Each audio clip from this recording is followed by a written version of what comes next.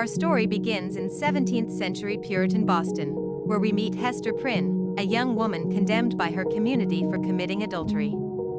As she emerges from the prison, she clutches her infant daughter, Pearl, while the crowd stares at the Scarlet Letter A embroidered on her chest. This A marks her shame, a constant reminder of her sin. Hester is publicly shamed on the scaffold, where she is forced to stand for hours. The townspeople, including prominent figures like Reverend Dimmesdale, judge her harshly. But despite their scorn, Hester remains dignified, refusing to reveal the name of Pearl's father. Hester moves to a small, isolated cottage on the outskirts of town, where she raises Pearl in solitude. Despite her isolation, Hester becomes a skilled seamstress, creating beautiful garments for the townspeople who still view her with suspicion and disdain. Roger Chillingworth, Hester's estranged husband, arrives in Boston and discovers Hester's shame.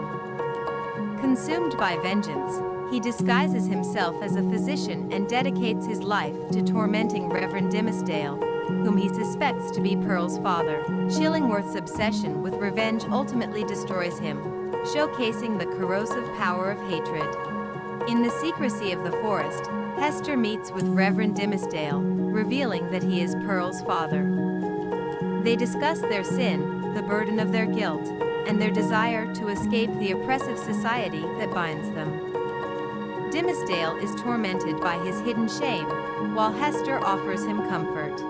In the novel's climax, Dimmesdale, weakened by his guilt, ascends the scaffold and confesses his sin to the entire town. He reveals the Scarlet Letter carved into his own chest before collapsing and dying in Hester's arms. The townspeople are shocked, and Hester's story becomes a somber reminder of sin, redemption, and the harsh judgment of society. Years later, Hester returns to Boston after spending time in Europe with Pearl. She resumes wearing the Scarlet Letter, but now it is seen as a symbol of her strength and resilience rather than shame. Hester continues to live a life of quiet dignity, offering counsel to other women facing hardships. The novel ends with her death and burial next to Dimmesdale, their graves marked by a shared tombstone bearing the Scarlet Letter A.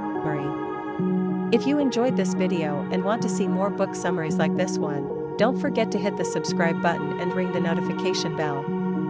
That way, you'll be the first to know when we upload new content. See you in the next story.